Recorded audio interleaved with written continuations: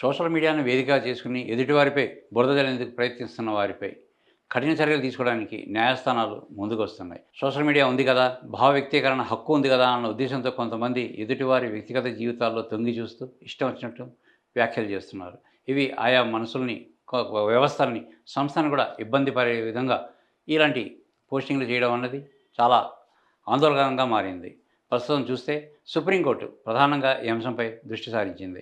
ఎవరైతే ఇష్టారాజ్యంగా సోషల్ మీడియాలో పోస్టింగ్లు చేస్తారో వారిపై కఠిన చర్యలు తీసుకోవాలని, కోర్టు కూడా కనీసం బెయిల్ కూడా ఇవ్వకుండా నిందితులు ఎవరైతే ఉన్నారో వాళ్ళకి తగిన బుద్ధి చెప్పాలని చెప్పేసి సుప్రీంకోర్టు స్వయంగా వ్యాఖ్యానాలు చేయడం ఈ సందర్భంగా గమనార్హం.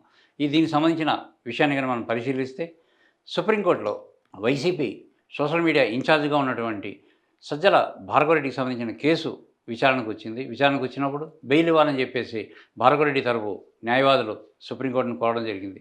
అయితే ద్విసభ్య ధర్మాసనం ఈ విషయంలో చాలా కఠినంగా వ్యవహరించింది. సోషల్ మీడియాలో ఎవరైతే ఇష్టం వచ్చినట్టు వ్యాఖ్యలు చేస్తారో వారిని వదిలిపెట్టకూడదని, ఒకసారి కానీ బెయిల్ వస్తే పదే పదే అలాంటి తప్పులు వారు చేయడమే కాకుండా సమాజానికి వేరే విధంగా సందేశం ఇచ్చిన వారు అవుతామని చెప్పేసి సుప్రీంకోర్టు అభిప్రాయపడింది. ఈ కేసు గురించి మనం పరిశీలిస్తే సజ్జల భాస్కర్ రెడ్డి ఆధ్వర్యంలో ఒక సోషల్ మీడియా కమిటీ ఒకటి ఆంధ్రప్రదేశ్లో పనిచేసింది. ఆ సమయంలో వేలాది మంది, వందలాది మందిని ఉద్యోగులుగా నియమించుకొని సోషల్ మీడియాలో ఒక విధంగా చెప్పండి యుద్ధాన్నే ప్రారంభించారు. ఈ సమయంలో కొందరి మీద అనుచిత వ్యాఖ్యలు చేయడం, ప్రధానంగా చూసుకుంటే ఎస్సీ మహిళ అయినటువంటి ప్రస్తుత హోంమంత్రి అనితపై కావచ్చు, చంద్రబాబు నాయుడుపై కావచ్చు, పవన్ కళ్యాణ్పై కానీ, లోకేష్ మీద కానీ ఇష్టం వచ్చినట్టు వ్యాఖ్యలు చేయడమే కాకుండా వ్యక్తిగత జీవితాల్లో తొంగి చూస్తూ వాళ్ళ వ్యక్తిగత జీవితానికి భంగం కలిగే విధంగా చాలా వ్యాఖ్యానాలు వచ్చాయి. తర్వాత ప్రభుత్వం మారింది, కూటమి ప్రభుత్వం అధికారంలోకి వచ్చింది. అధికారంలోకి వచ్చిన తర్వాత ఒక్కసారిగా సోషల్ మీడియాలో జరిగిన చర్చలపై ప్రభుత్వం సీరియస్గా దృష్టి సారించింది. దీంతో సుమారుగా ఒక నెల రోజుల వ్యవధిలోనే 150 మందిని అరెస్టులు చేసి కోర్టు ముందు నిలబెట్టడం జరిగింది. అలాగే మరికొంతమంది సుమారుగా 500-600 మంది మీద కేసులు నమోదు చేయడం జరిగింది. కొంతమందికి పోలీస్ స్టేషన్కి పిలిపించి కౌన్సిలింగ్ ఇచ్చి మళ్ళీ ఇలాంటి వ్యాఖ్యలు కానీ చేస్తే సోషల్ మీడియాలో మరోసారి జైలు పంపించడం జరుగుతుందని వాళ్ళకి హెచ్చరికలు కూడా చేయడం జరిగింది.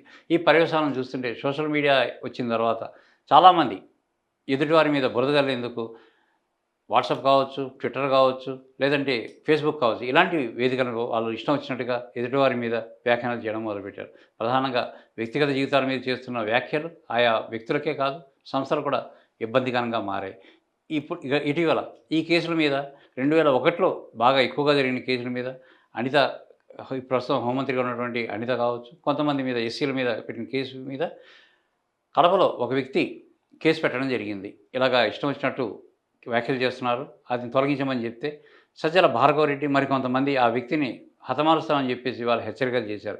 ఈ సాక్ష్యాధారాలతోటి కడపలో కేసు నమోదైంది. ఈ కేసు నమోదైన తర్వాత అక్కడి పోలీసులు సజ్జల భార్గవరెడ్డితో పాటు సుమారు 8 మంది మీద కేసులు నమోదు చేశారు.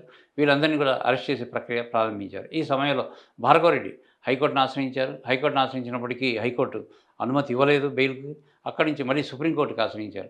సుప్రీంకోర్టుకు ఆశ్రయించిన తర్వాత చాలాసేపు సోషల్ మీడియాకు సంబంధించి వాదోపవాదాలు జరిగాయి. ఈ సమయంలో సుప్రీంకోర్టు స్పష్టంగా చెప్పింది ఏమిటంటే సోషల్ మీడియా చేతిలో ఉందని చెప్పేసి ఎవరు కూడా ఇష్టం వచ్చినట్టు వ్యాఖ్యలు చేయడానికి వీలు లేదు. రాజ్యాంగం భావ వ్యక్తీకరణ స్వేచ్ఛ అయితే ఇచ్చింది, కానీ ఆ స్వేచ్ఛ ఎదుటివారిని ఇబ్బంది పడే విధంగా మాత్రం ఉండకూడదని చెప్పేసి చెప్పింది.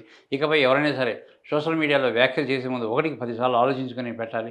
వ్యవస్థీకృతమైన ఇబ్బందుల మీద, సమస్యల మీద పోస్టింగ్ చేస్తే పర్వాలేదు, కానీ ఒక వ్యక్తిని టార్గెట్ చేస్తూ ఆ వ్యక్తికి సంబంధించిన వ్యక్తిగత వ్యవహారాలపై తరచుగా పోస్టులు పెట్టడం, ఏకవచనంతో సంబోధించడం, పైగా బండబూతులు అంటే మాట్లాడడానికి, వినడానికి కూడా కుదరని బూత్ పదాలు ఆ సోషల్ మీడియాలో ప్రయోగించడం లాంటివి చేయకూడదని, చేసినప్పుడు ఎలాంటి మినహాయింపులు ఉండవని వాళ్ళని తప్పనిసరిగా చట్టం శిక్షిస్తుందని చెప్పేసి సుప్రీంకోర్టు స్పష్టం చేయడం జరిగింది.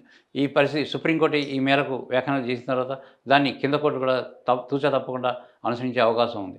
దీంతో ఇకపై ఎవరైనా సరే సోషల్ మీడియాలో ఇష్టం వచ్చిన వ్యాఖ్యలు చేసే ముందు 1కి 2 సార్లు ఆలోచించుకొని ఆలోచించి వ్యాఖ్యలు చేయాల్సిన అవసరం మనకి ఇక్కడ స్పష్టంగా కనబడుతుంది. దీంతో ఇంతకాలం ఇష్టారాజ్యంగా కొనసాగించినటువంటి సోషల్ మీడియా ఇకపై ప్రశాంత వాతావరణంలో సరైన విమర్శలు, సద్విమర్శలతోటి కొనసాగే రోజులు వస్తాయని చెప్పేసి ఆశించవచ్చు.